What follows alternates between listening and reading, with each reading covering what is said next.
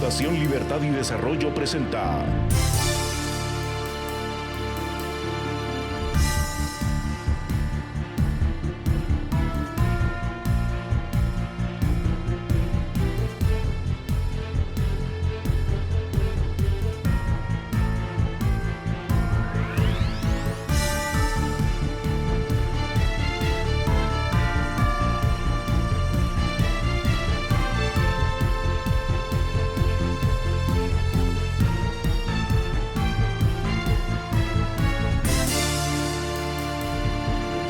Razón de Estado con Dionisio Gutiérrez. Desde hace 41 años soy un activista independiente, libre, a veces apasionado e incluso temerario, pero siempre respetuoso de la ley y de las formas que debe guardar un ciudadano responsable. Desde Libre Encuentro y ahora desde Fundación Libertad y Desarrollo he sido crítico de los gobiernos que me parecen nocivos para Guatemala. Pero también hacemos análisis y propuestas de política pública, reformas y proyectos que consideramos indispensables para nuestro país. Hace 9 años, desde la presidencia controlada por Sandra Torres, Álvaro Colón dijo públicamente que yo le había declarado la guerra a su gobierno. Le respondí que yo no era nadie para declarar guerras y menos a un gobierno sin escrúpulos y con capacidades rebuscadas para intimidar y reprimir. Simplemente creía cumplir con mi responsabilidad ciudadana y periodística y con mi conciencia. Es cierto, desde Libre Encuentro denuncié en aquella época que Sandra Torres, manipulando a un presidente fantoche y cobarde, retorció leyes y malgastó cientos de millones de forma corrupta y clientelar en un proyecto de captura del Estado para instalar en Guatemala el socialismo chavista del siglo XXI. A finales de 2010, después de casi 3 años desfigurando al Estado con una deuda pública excesiva, un déficit fiscal fuera de control y un divorcio fraudulento, Sandra Torres y su partido estaban en una carrera desesperada por consolidar la candidatura del chavismo en nuestro país. En aquel gobierno que usted gobernó, señora Torres, lograron debilitar y casi desmantelar a la prensa nacional, neutralizaron a la sociedad civil, intimidaron al sector privado, capturaron grandes espacios en los poderes legislativo y judicial y llevaron al país a niveles de violencia, desgobierno y corrupción excepcionales. La criminalización de la política se consolidó y sigue hasta hoy, con la evidente consecuencia de un Estado capturado por la incompetencia, la corrupción y el narcotráfico. En los últimos meses de 2010, señora Torres, quedábamos pocos denunciando sus atropellos y sus intenciones. Una entidad del sector privado me invitó a participar en un evento, al que por cierto usted asistió, y como tenía que ser, denuncié lo que muchos callaban o no se atrevían a decir. Creció la ola de ataques y amenazas contra mí y la persecución llegó a niveles que algún día contaré. En octubre de 2010 renuncié a la empresa en la que trabajé por más de 34 años, una empresa y una experiencia de las que guardo gratos recuerdos. Cerré Libre Encuentro y me distancié de mi familia, porque con políticas como usted es peligroso estar cerca de activistas como yo. Llegué a la conclusión de que con usted en la presidencia, Guatemala caería tan bajo como la Nicaragua de su amigo Ortega y que para enfrentar un poder autoritario y abusivo como el suyo, señora Torres, no se puede tener 2 sombreros o conflictos de interés. Hoy soy solo un activista y dirijo un tanque de pensamiento que busca dar aportes importantes para América Latina. Hoy, mis aliados son un grupo de personalidades internacionales e instituciones del mundo occidental con las que me siento acompañado, pues compartimos y luchamos por las causas de la libertad, la democracia y el Estado de Derecho. Valores por los que usted, señora Torres, ha demostrado tener poco respeto. En los años que me queden, mi país y la región serán, como dice la canción, la razón de mi existir. Créame, señora Torres, yo también me pregunto, ¿qué hago aquí otra vez? Y así, en 2011, la Corte Constitucional le dijo que no. En 2015 el pueblo dijo, no le toca. Y en 2019 veremos. Usted, señora Torres, representa la política mezquina, obtusa y pistolera, la política que ha empobrecido a nuestro país y que ha debilitado al Estado, la política que amenaza la democracia y las libertades civiles. Usted, señora Torres, y dicho sea con respeto, representa todo lo que Guatemala no debe ser. Por eso, mi opinión, parcial y subjetiva, señora Torres, es que por el bien de Guatemala, usted no debe ser presidenta.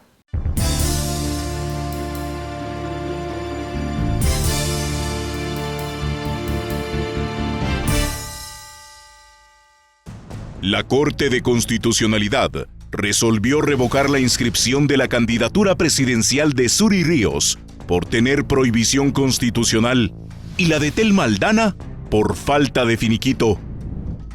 Sandra Torres está acusada de asociación ilícita, de financiamiento electoral ilegal y tiene en su haber una impresionante colección de indicios, sospechas y graves señalamientos que claramente indican falta de honorabilidad, idoneidad y honradez para ser candidata y mucho menos presidenta. Las Cortes fueron implacables para sacar de la contienda electoral a las dos candidatas que se encontraban en el segundo y tercer lugar de las encuestas, pero no han actuado con la misma rigidez para procesar a Sandra Torres, una candidata tan señalada y tan sospechosa como otros que ya están en la cárcel. Los ciudadanos necesitamos confiar en nuestras Cortes y creer en nuestro sistema de justicia. Pero estos comportamientos, además de debilitar y poner bajo sospecha el Estado de Derecho, también ponen en grave peligro la estabilidad y el futuro de la nación. En 2011, Sandra Torres pretendió llegar a la presidencia mediante un fraude de ley que la Corte de Constitucionalidad puso en orden. Hoy, Sandra Torres enfrenta múltiples denuncias, entre las cuales financiamiento ilegal y asociación ilícita son tan solo la punta del iceberg. Para la campaña 2007, Colom, Torres y la UNE utilizaron a Obdulio Solórzano como un intermediario con carteles de la droga. Reportes de Inside Crime y fuentes de Washington indican que Solórzano habría actuado como mediador con los Zetas, quienes habrían aportado varios millones de dólares a la campaña de la UNE. Solórzano, por cierto, fue designado como director de FONAPAS, la institución que utilizó Sandra Torres para implementar sus corruptos y clientelares programas sociales. La cercanía entre Torres y Solórzano era más que evidente. El 7 de julio de 2010, Obdulio Solórzano fue brutalmente asesinado. Otro personaje cercano a Sandra Torres durante el gobierno de Colom y la UNE fue Otoniel Turcios, un narcotraficante de Alta Verapaz, quien habría aportado varios millones a su campaña. La DEA lo capturó en Belice en 2010. Son muchos los personajes que, como Gustavo Alejos y Edgar Barquín, procesados y detenidos por la justicia, han sido socios y operadores de Sandra Torres en los abusos. La persecución de críticos y adversarios y la corrupción que caracteriza al mundo que rodea a la candidata de la UNE. Para la campaña de 2015, el comportamiento de Sandra Torres fue el mismo. Solo cambiaron algunos de los personajes oscuros que la acompañan. Su principal acompañante a eventos públicos fue Juan Pablo González Mayorga, recién capturado por la DEA en Estados Unidos, junto a Mario Estrada por sus vínculos con el cartel de Sinaloa. González Mayorga habría aportado recursos para la campaña 2015 de Torres y pagó en múltiples ocasiones sus gastos de helicóptero. Para esa misma campaña, Sandra Torres fichó a Mario Leal, hoy prófugo de la justicia, como su candidato vicepresidencial, quien utilizó recursos ilegales captados por empresas de cartón para financiar aquella campaña. Entre aquellos millones de quetzales se identificaron pagos vinculados a la línea y sobornos por devolución de crédito fiscal. Declaraciones de varios testigos señalan que Sandra Torres habría aceptado que el dinero llegara al partido por vías que evitaran su debido registro. Hoy, las relaciones de Torres tienen los mismos cuestionamientos. Uno de los personajes más cercanos a ella es Haroldo Quej, diputado por Alta Verapaz, a quien el Ministerio Público y la CICIG señalan de ser uno de los encargados de repartir sobornos en el Congreso en el caso subordinación legislativa. Otro de los aliados cercanos a Sandra Torres es Jorge Estuardo Vargas, a quien el Ministerio Público señala de financiar de forma ilegal los gastos de helicópteros de la candidata y su equipo. Además de enfrentar un caso de financiamiento electoral ilícito, Vargas también es cuestionado por su gestión en la portuaria Santo Tomás durante el gobierno de Colom y la UNE. Es por estos y otros casos que la base de datos del Ministerio Público revela que Sandra Torres tiene en su contra 22 denuncias penales, algunas de ellas por delitos tan graves como lavado de dinero. Y como si esto fuera poco, a través de su vida política hay un número escandaloso de atentados y de asesinatos en su círculo cercano que le han generado la imagen de ser una persona despótica, ambiciosa y sin escrúpulos. El Tribunal Supremo Electoral sabía perfectamente que Torres tiene una trayectoria cuestionable y tenebrosa. Por eso cabe preguntar, con un historial como este, ¿por qué la inscribió? Si las Cortes han descalificado candidatos por prohibiciones o incumplimientos de requisitos, ¿por qué a la candidata con más cuestionamientos se le permite participar sin contratiempos? ¿Por qué hoy las instituciones de justicia se mueven con una preocupante parsimonia cuando conocen casos contra Sandra Torres? ¿En qué nación del mundo civilizado se deja participar a una candidata con el historial y los señalamientos que tiene Sandra Torres? ¿Qué sentido tiene la lucha contra la corrupción y la aplicación del 113 constitucional a algunos candidatos selectivamente si se deja participar a una candidata con tantos señalamientos sin investigar? ¿A qué están jugando las Cortes? ¿Están arrastrando al país a lo que podría ser la elección más cuestionada de la era democrática? ¿Están conscientes las Cortes de las consecuencias que podría tener que de forma ilegítima e ilegal asuma la presidencia de la República una persona señalada y sospechosa de actos ilícitos? ¿Podemos los ciudadanos esperar que el Tribunal Supremo Electoral revoque la inscripción de Sandra Torres si las Cortes actúan con la misma severidad que lo han hecho con otros candidatos? Las palabras engañan y hasta convencen, pero los hechos y la evidencia arrastran, definen y marcan la historia. Por el bien de Guatemala, los ciudadanos deben conocer las razones por las que Sandra Torres no debe ser presidenta.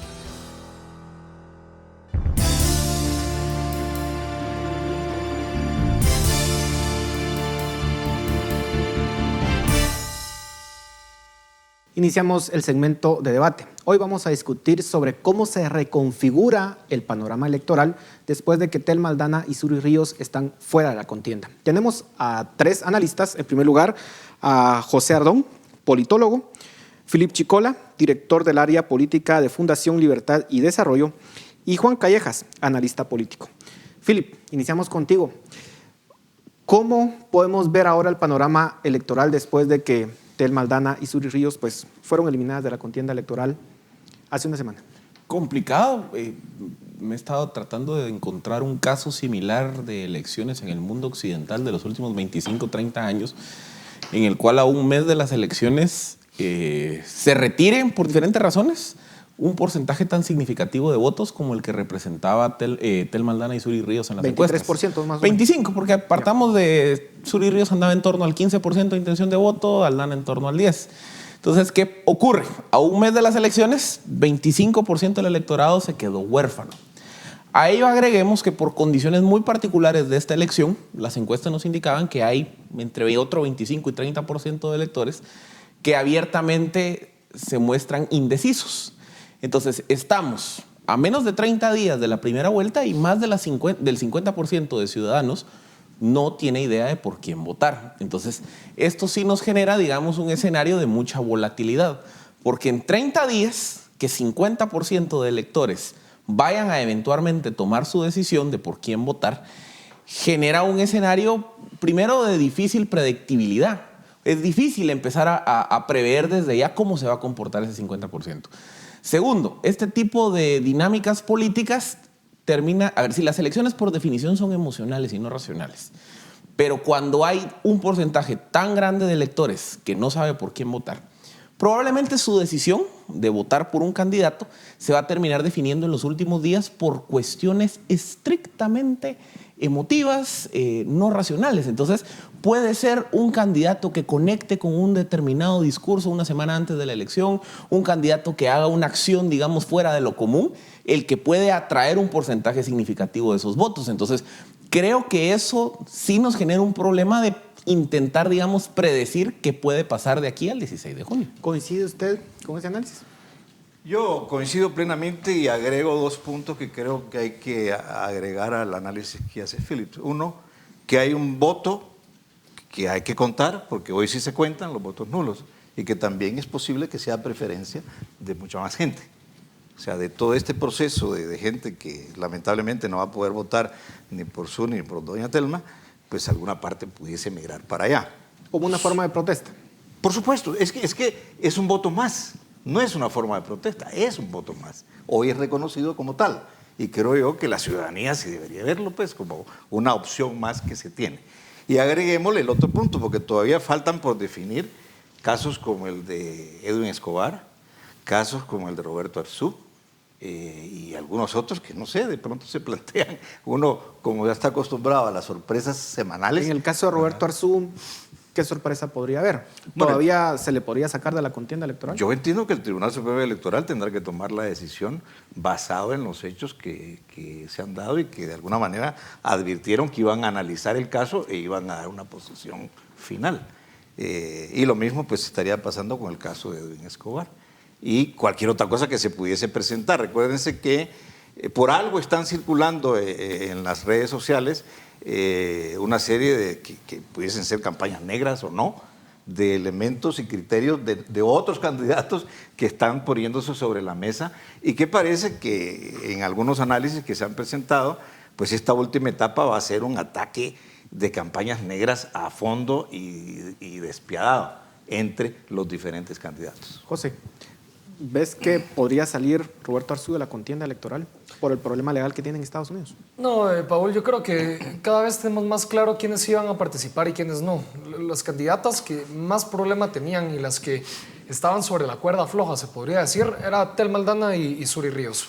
De entrada, creo que muchas personas que estaban considerando votar por ellas tenían en consideración que muy probablemente no iban a poder participar y seguramente han estado pensando en segundas opciones. Yo veo el caso de Roberto Arzú como un caso relativamente aislado, un caso civil en Estados Unidos. No creo que el Tribunal Supremo Electoral vaya a tomar una decisión con respecto a su caso. Me parecería bastante trágico que incluso tomara una decisión de dejarlo fuera por un caso que ni siquiera ocurre aquí en Guatemala y que no hay pues indicios de que esté incumpliendo alguna normativa procedimental que impida su participación. El caso de Edwin Escobar sí es un caso un poco más complicado, parecido al de Telma Aldana, que parece que él está en una situación en donde puede que no compita. Sin embargo, hay que considerar que Edwin Escobar tiene muy poca intención de voto. Entre 1 y 3%, según las encuestas que he tenido la oportunidad de ver, no va a representar cambios significativos en el panorama electoral. Ahora, con respecto al voto nulo que mencionaba Juan, yo creo que no va a ser una amenaza. Si revisamos los datos históricamente, alrededor de 5 o 7% de las personas votan nulo en la elección de presidente y vicepresidente. Para dar un ejemplo, dudo mucho que incluso se llegue a duplicar ese número. No creo que vaya a superar el 10% del voto nulo. Las personas van a decidir probablemente en las últimas partes de la contienda electoral, pero creo que incluso va a ser relativamente predecible hacia dónde van a ir a votar. Muchos de esos candidatos que están en la contienda son muy poco conocidos. Ellos ya no van a poder generar ese sentimiento de voto, de intención de voto a última hora en la campaña electoral. Creo que aquí, si estamos hablando de predecir qué puede ocurrir, hay 2 o 3 candidatos que pueden llegar a segunda vuelta con Sandra Torres y creo que cualquier analista podría partir de la premisa que Sandra ya está en segunda vuelta. Yo creo que Roberto Arzú, un Yamatei y Edmond Mulet son los tres contendientes que tienen mejor dicho, los únicos tres que tienen posibilidad de ir a segunda vuelta. Entonces yo creo que sí, a estas alturas de la campaña electoral estamos viendo un panorama cada vez más amplio de qué puede ocurrir el 16 de junio.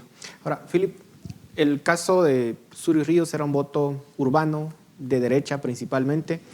El caso del Telma Aldana era un voto, parecía antisistema, reunía elementos de izquierda y de derecha.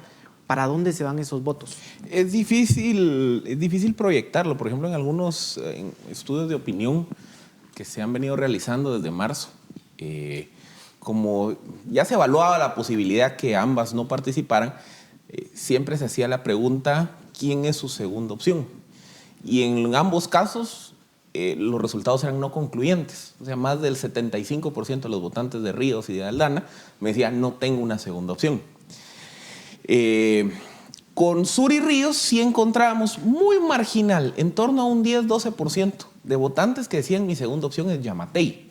Entonces, se podría argumentar que una parte del voto de Suri Ríos podría moverse a una opción tipo Yamatei. Incluso si hacemos un análisis de similitudes discursivas, si nos encontramos que Yamatei y Suri Ríos se han movido, digamos, en una serie de elementos temáticos de su discurso bastante similar. Entonces, pareciera que Yamatei podría captar parte de ese voto.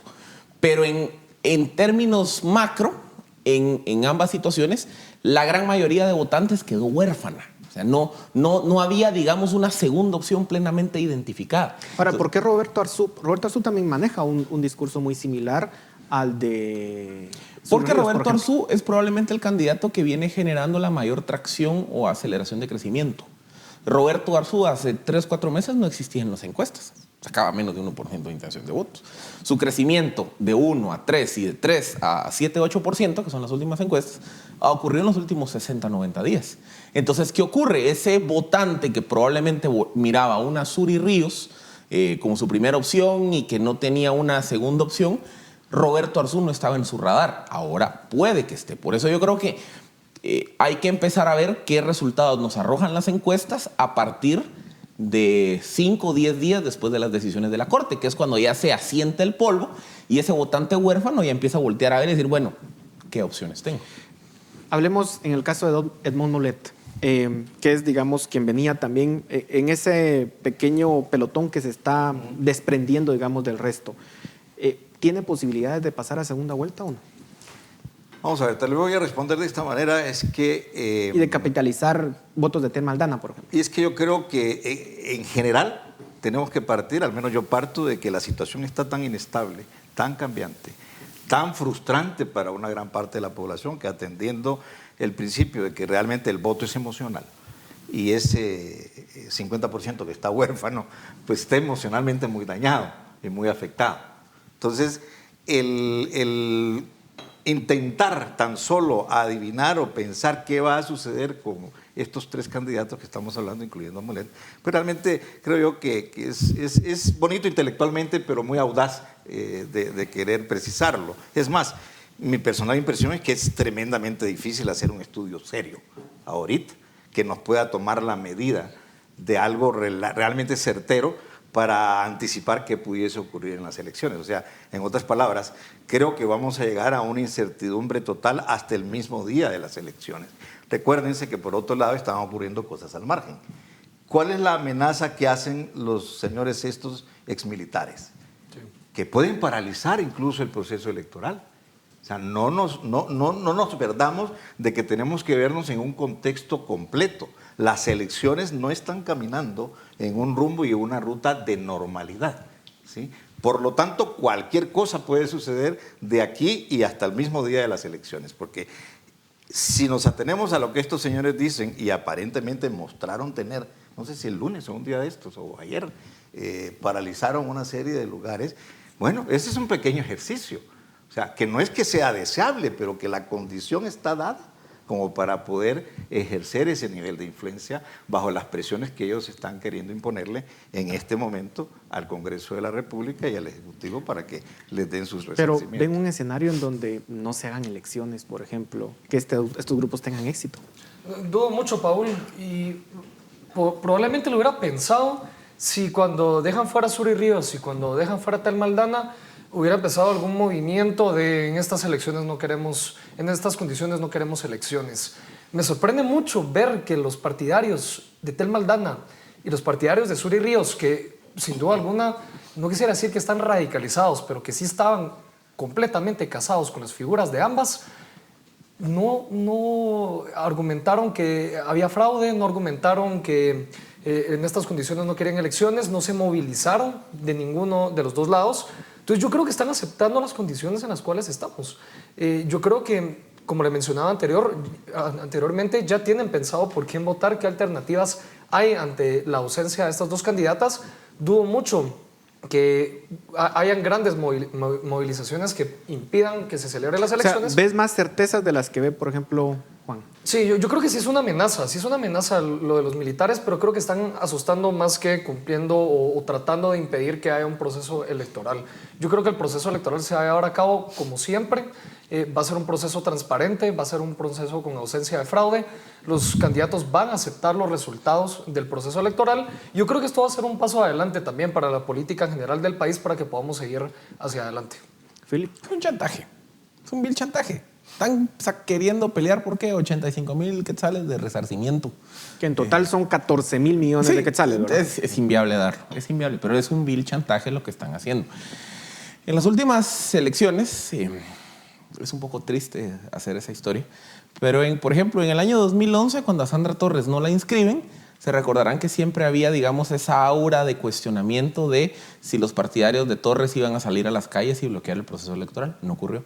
En el 2015, cuando se dan las elecciones 3-4 días después de la caída de Otto Pérez Molina, había toda una aura de dudas de decir, bueno, ¿será que el votante va a ir a votar? Estaba toda una campaña de en estas condiciones no queremos elecciones. Y de hecho la participación fue más alta electoralmente hablando. Entonces, sobre esos dos antecedentes, sí podemos empezar a proyectar que, al guatemalteco le gusta ir a votar. No sabe por quién, pero le gusta ir a votar. Y las encuestas no lo dicen. 70% de los guatemaltecos dicen yo voy a ir a votar el 16 de junio. No sabe por quién, pero va a ir a votar. 2, el guatemalteco valora su proceso electoral. Porque aquí pensamos solo en el simple hecho de la participación como elector. Pero hay 19,000 juntas receptoras de votos que se están integrando en estos días. Estamos hablando que van a ser entre 80 y 90,000 ciudadanos guatemaltecos que como actores cívicos van a donar un día de su tiempo para ser, digamos, los grandes actores centrales de la operatividad del proceso electoral. Y ese proceso de integrar las juntas receptoras de votos se está dando. Entonces, yo no veo que esas amenazas de riesgo se materialicen. ¿Qué sí creo que puede ocurrir? Y regresando, digamos, al análisis de las candidaturas, intención de voto. Esta elección se está configurando como una carrera de enanos para el segundo lugar. ¿Por qué? Porque cuando veíamos las encuestas anteriores a la decisión de la Corte, pues aparecía Suri Ríos y Telma Aldana en segundo y tercer lugar. Pero atrás en el pelotón aparecía, por ejemplo, un Alejandro Yamatei en torno a 8%, un Roberto Arzú entre 6 y 8%, un Edmond Mulet que ya se pegaba en torno a 5%. Pareciera que lo que vamos a tener en la carrera por el segundo lugar es una competencia entre 3, 4, 5 candidatos por llegar a un número mágico que yo creo que va a orbitar entre el 12 y el 14%. 12% de votos no es nada. Son 600,000. Y con eso podrían entrar a la segunda vuelta. Contrario a lo que decía José, y ahí sí no estoy de acuerdo con lo que decía José, de que ya hay 2 o 3 que parecieran que son los que tienen probabilidades, un escenario de carrera de enanos se presta a que fácilmente un candidato chiquito tome inercia en los últimos días antes de la elección y saque la cabeza. Porque miren, el estimado es que con un 70% de participación y un padrón de 7,800,000 ciudadanos inscritos, van a estar participando alrededor de 5,200,000 guatemaltecos. El 10% son 500,000 votos. Eso quiere decir que el candidato a segunda vuelta probablemente va a estar pasando con 600, 700,000 votos, que marginalmente es poco. De acuerdo, se nos terminó el tiempo en este segmento, pero los dejo con 2 cuestionamientos. 1, la decepción de las personas con el gobierno de Jimmy Morales podría afectar la participación masiva que hubo en el 2015, un poco cuestionando el escenario que planteabas, Philip. Y segundo, el poco conocimiento que tiene la mayoría de candidatos da la posibilidad de que alguien venga desde atrás y arrase con esos 3 primeros lugares? Les dejo esas preguntas. Regresamos en un momento.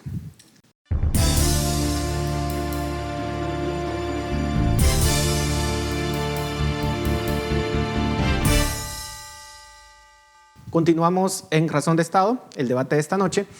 Yo les planteaba en el segmento anterior, hay una decepción obviamente con el gobierno del presidente Jimmy Morales, porque obviamente su discurso fue de que aquí pues ya no iba a haber más corrupción, se pintaba como la opción, digamos, de cambio. Y muchas personas votaron creyendo eso y se decepcionaron. Y cuando uno escucha ciertos comentarios es bueno, ¿para qué votar si de todas formas no pasa nada? Al final de cuentas terminó, digamos, destruyendo esta lucha contra la corrupción. Pero en segundo lugar, también el hecho de que existe la limitante del conocimiento de los participantes. No hay forma en que puedan darse a conocer masivamente como en otras ocasiones. ¿Podrían de alguna forma cuestionar lo que nos planteaba Philip? Bueno, yo creo que, y me preguntaba cuando empezaba este precioso debate, ¿qué hace un canoso como yo en medio de tanta juventud? Entonces tal vez pueda aportarles en este sentido. Partiendo de que la dinámica electoral es tremendamente emocional, como lo dice Philip, y es una realidad, pero que la decepción no la genera solo Jimmy Morales y el Ejecutivo, la genera el sistema. La generan los partidos políticos, la genera el Tribunal Supremo Electoral, la genera la Corte de Constitucionalidad, la genera la Corte Suprema de Justicia, la generan muchas organizaciones de la sociedad civil hoy. Entonces, el tema es que el nivel de frustración es tan grande, tan profundo y tan extendido, de que ciertamente es difícil, digamos... ¿Hay posibilidad que haya abstencionismo y voto nulo? Yo estaría deseando de que el abstencionismo no se manifieste. Pero donde sí creo que la gente va a encontrar la vía de pronunciarse, si no mayoritariamente +1, pero sí en una gran proporción, es en el voto nulo. Porque recuérdense que históricamente es la primera vez en la historia de Guatemala y por eso creo que los números para atrás no valen, pues no tienen sentido, porque nunca el voto nulo fue tan válido como va a ser hoy.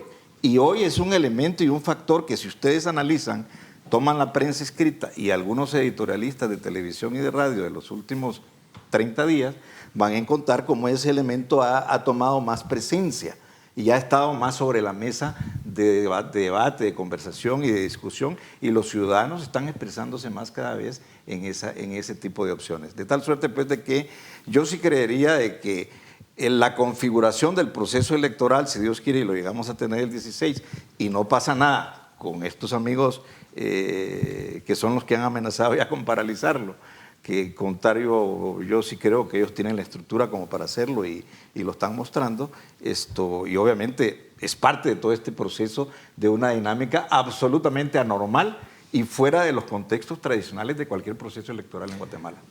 ¿A quién beneficiaría el voto nulo o el abstencionismo? ¿En dónde se podría manifestar? Claro, Paul, yo sinceramente no creo que el voto nulo vaya a pesar, porque aquellas personas que saben que hubo una reforma en el 2016 que le da cierta validez al voto nulo, creo que también saben que no repite las elecciones con diferentes candidatos. Entonces esas personas que conocen de la validez del voto nulo no van a votar nulo porque saben que no va a surtir un efecto práctico en las elecciones. Entonces dudo mucho que las personas se vayan a movilizar masivamente a votar de forma nula. Con respecto al abstencionismo, yo creo que cuando hay problemas políticos la gente sale a votar más. ¿Por qué? Porque es el momento donde un ciudadano tiene poder, es el momento donde yo puedo elegir a las autoridades. Entonces, cuando las cosas van mal, los índices de participación suelen estar muy elevados. Pero había optimismo en el 2015, José. Claro. Algo muy distinto al escenario que estamos viviendo hoy en día. Precisamente también con pesimismo las personas van a salir a votar para ver si pueden hacer un cambio en el sistema. Sin duda alguna, cuando las personas perciben que efectivamente su voto puede cambiar algo para bien o para mal, salen a votar. En países desarrollados, en países con democracias consolidadas, la participación no suele estar arriba de 70-75%. ¿Por qué? Porque la democracia es simplemente un trámite. Aquí en Guatemala, por ejemplo, sí vemos que es una oportunidad para tratar de cambiar las cosas. Entonces yo creo que es posible que mantengamos valores similares en el tema de la participación. Ahora, ¿a quién beneficia si la gente sale a votar voto nulo? Probablemente a Sandra Torres, a la candidata que va de primer lugar. ¿Por qué? Porque ella ya tiene sus votos definidos, los que van a votar por ella. Los que van a votar por ella, ya van a votar por ella. Y los que no van a votar por ella, no van a votar por ella. En cambio, los enanos que llama Philip, ellos son los que están peleando ese 50% de votos indecisos que se pueden convertir en votos nulos. Entonces, sin duda alguna, va a perjudicar a los candidatos que van abajo. Ahora, con respecto a lo que mencionaba Philip también, de que pueden haber más de 3 candidatos que tengan intención de voto y que puedan subir a última hora, yo creo que no. Yo creo que, a ver, no es que los votantes sean emocionales, tal vez son racionalmente irracionales.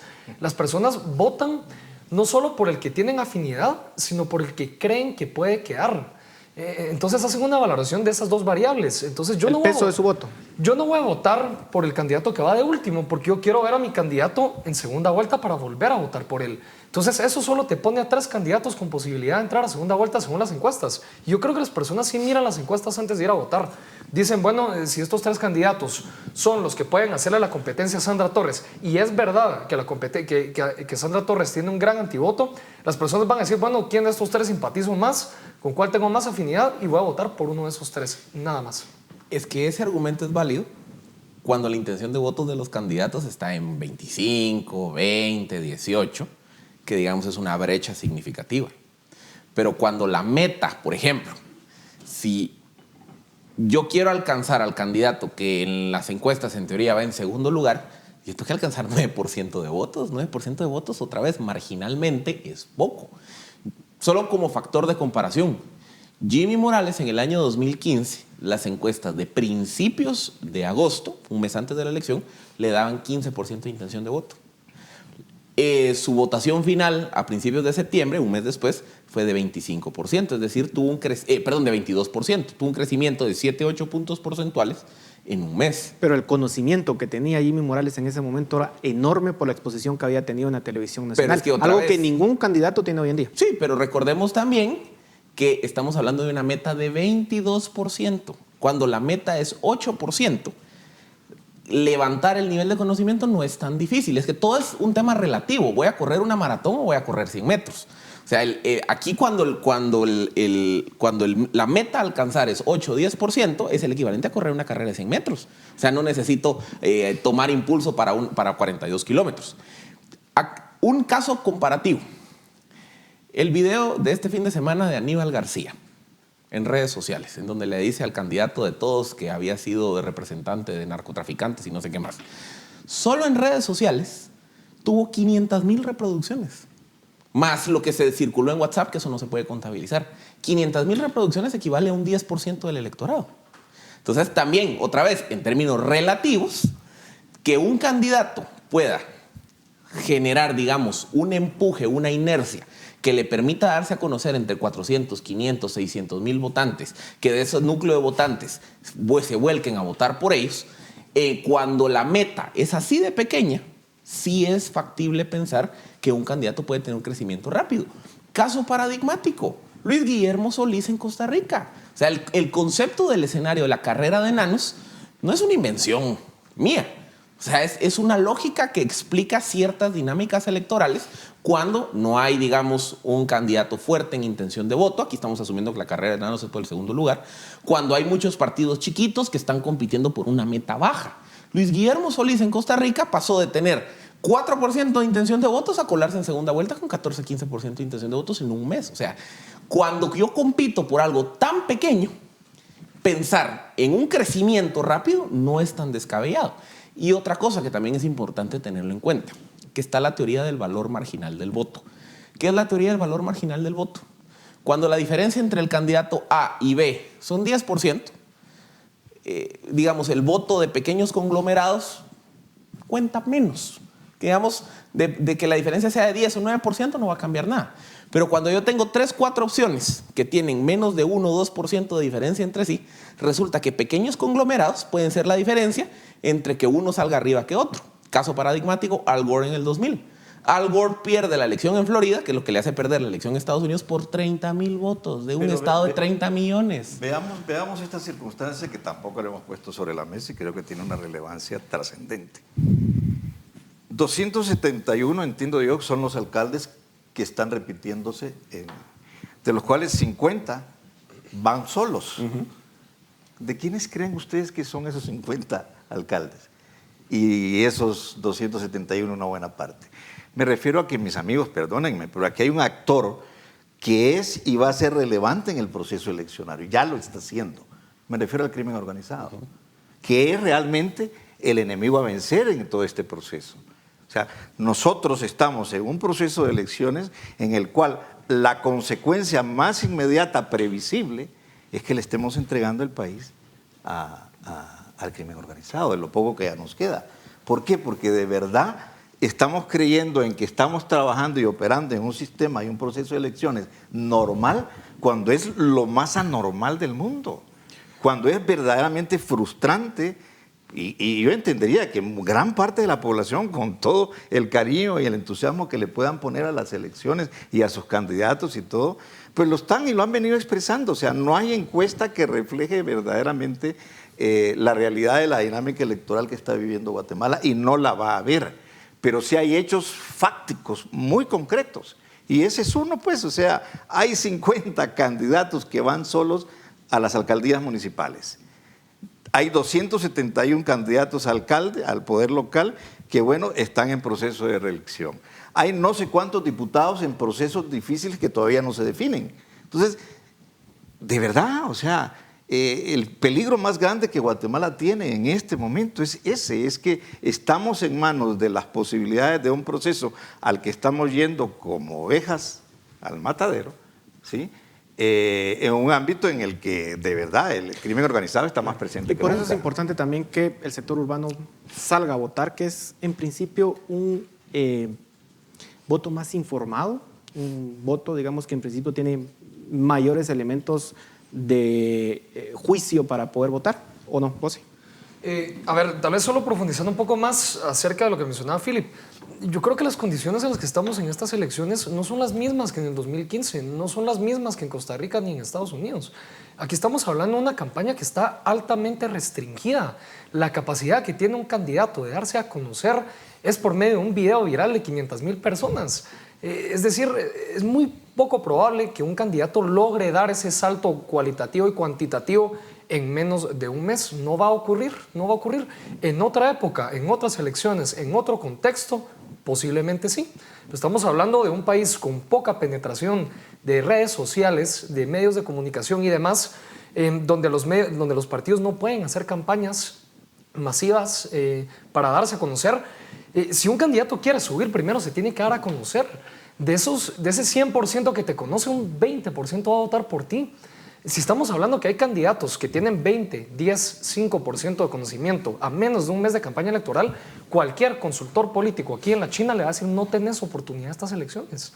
Enfócate a trabajar diputaciones, enfócate a trabajar para las próximas elecciones, pero ahorita no tenés chance. Estás desperdiciando tu plata, estás desperdiciando tu tiempo. No vale la pena que sigas compitiendo tratando de llegar a ese 10, 15%. Hablemos, a ver, nos quedan 5 minutos y hemos estado acá. Solo con ese dato. A ver, por ejemplo, un caso que preguntabas. 30 segundos. Edmond Mulet es un candidato que empieza la carrera electoral con 10% de conocimiento y menos de 1% de intención de voto. Las últimas encuestas lo ubican con 20, 25% de conocimiento, que marginalmente no es nada. Vamos a ver eso. Nos quedan lugar de ese pelotón nos quedan de seguidores. 2 minutos. A ver, hablemos un poco sobre las posibilidades de las personas que están en esta competencia. ¿Qué pasaría en un gobierno de Sandra Torres con un proceso que viene legal en su contra, si llegase a ganar la elección? Bueno, es que precisamente, o sea, tenemos que anticipar que hay escenarios como esos donde va a haber una crisis institucional. O sea, ¿entraría a gobernar con un proceso de antejuicio en su contra? Por supuesto, y con las altas posibilidades de que además camine, o sea, el proceso más adelante, porque las circunstancias van a cambiar. Entonces, es tremendamente difícil visualizar cómo en una sociedad como la nuestra, en un país como el nuestro, los actores, las élites, como los damos en llamar, lo estén viendo y no estén dibujando o trazando las nuevas posibilidades estratégicas que se deberían de plantear entonces, porque pues ahí pueden abrirse las puertas a muchas cosas que no serían muy deseables para el país. Y de hecho, mucha gente ya anticipa que el escenario ese no lo llaman Sandra Torres, lo llaman Venezuela o Nicaragua, o sea, que es precisamente de de lo cual se le... En términos de gobernabilidad, José, ¿cómo es un escenario con Sandra Torres? Sobre todo con un proceso en el Congreso complicado. La UNE ha gobernado, la UNE ha gobernado, ha sabido gobernar, ha tenido constantemente una gran cantidad de diputaciones. Sandra Torres ya ha gobernado. Yo creo que el análisis que han hecho varios actores, incluido por ejemplo Estados Unidos, es que prefieren un riesgo conocido a incertidumbre impredecible. En ese sentido, el gobierno de la UNE te da certidumbre, sabes cómo van a actuar, sabes qué van a buscar. El hecho de que Sandra Torres... En el caso de lo que dice Juan, de que lo que van a buscar es Venezuela y Nicaragua, por ejemplo.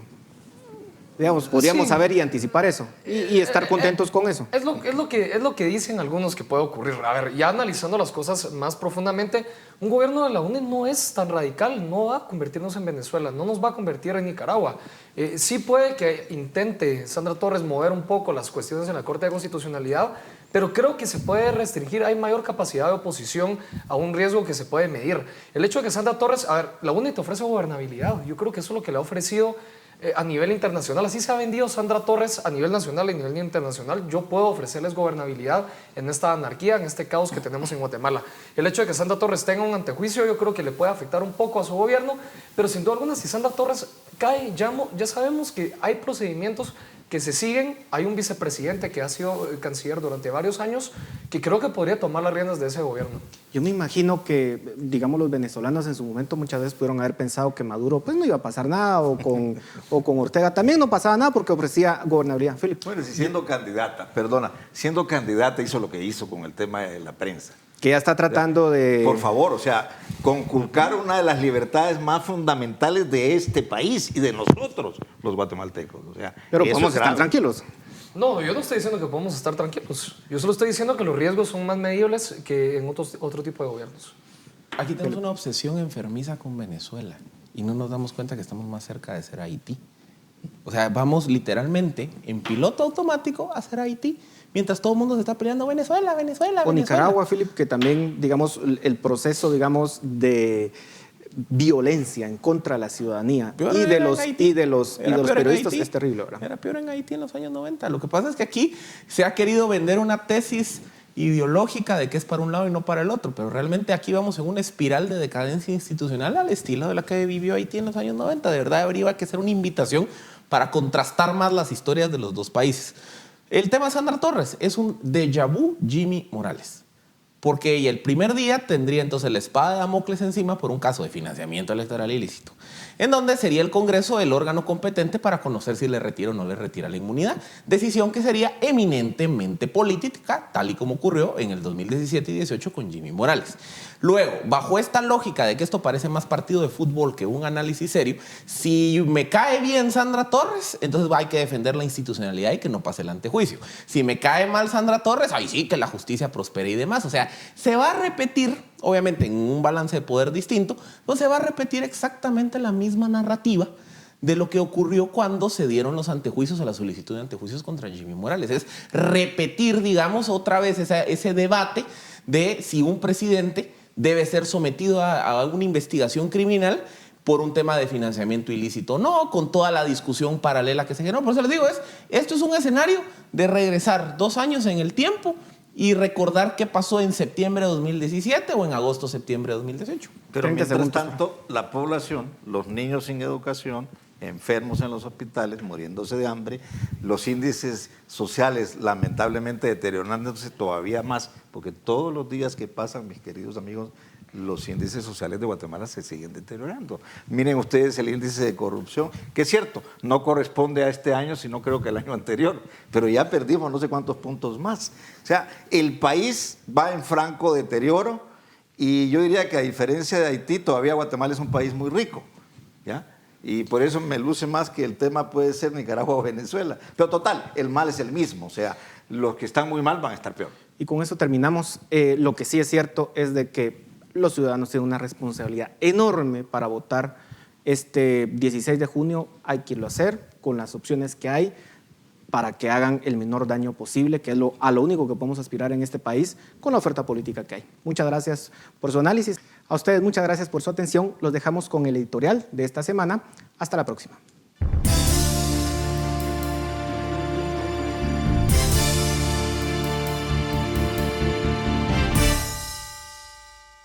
Desde hace 41 años soy un activista independiente, libre, a veces apasionado e incluso temerario, pero siempre respetuoso de la ley y de las formas que debe guardar un ciudadano responsable. Desde Libre Encuentro y ahora desde Fundación Libertad y Desarrollo he sido crítico de los gobiernos que me parecen nocivos para Guatemala. Pero también hacemos análisis y propuestas de política pública, reformas y proyectos que consideramos indispensables para nuestro país. Hace 9 años, desde la presidencia controlada por Sandra Torres, Álvaro Colom dijo públicamente que yo le había declarado la guerra a su gobierno. Le respondí que yo no era nadie para declarar guerras y menos a un gobierno sin escrúpulos y con capacidades rebuscadas para intimidar y reprimir. Simplemente creía cumplir con mi responsabilidad ciudadana y periodística y con mi conciencia. Es cierto, desde Libre Encuentro denuncié en aquella época que Sandra Torres, manipulando a un presidente fantoche y cobarde, retorció leyes y malgastó cientos de millones de forma corrupta y clientelar en un proyecto de captura del Estado para instalar en Guatemala el socialismo chavista del siglo XXI.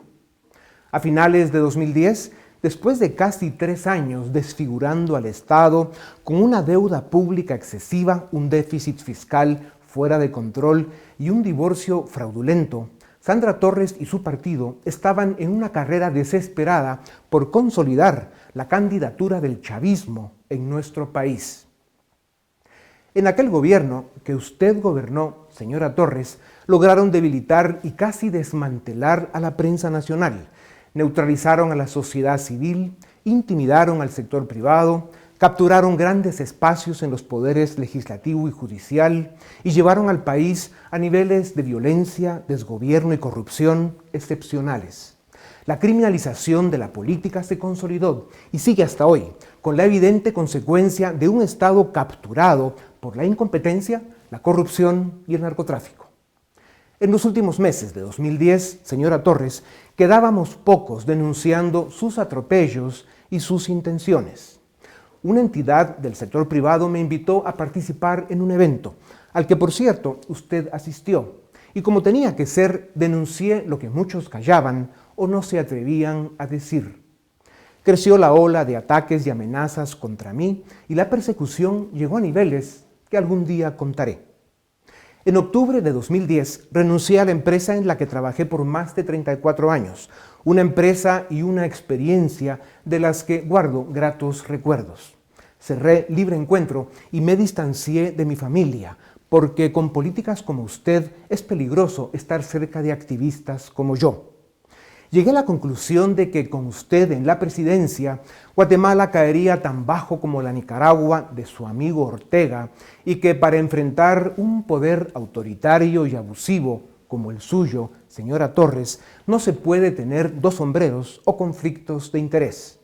Hoy soy solo un activista y dirijo un tanque de pensamiento que busca dar aportes importantes para América Latina.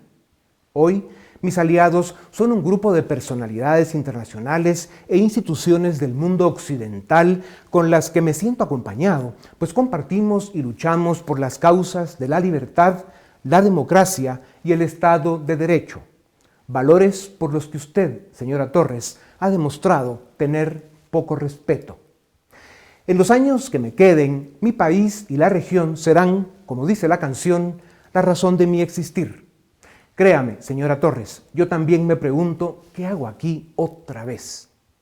Y así, en 2011, la Corte Constitucional le dijo que no. En 2015 el pueblo dijo, no le toca. Y en 2019, veremos. Usted, señora Torres, representa la política mezquina, obtusa y pistolera. La política que ha empobrecido a nuestro país y que ha debilitado al Estado. La política que amenaza la democracia y las libertades civiles. Usted, señora Torres, y dicho sea con respeto, representa todo lo que Guatemala no debe ser. Por eso, mi opinión, parcial y subjetiva, señora Torres, es que por el bien de Guatemala, usted no debe ser presidenta.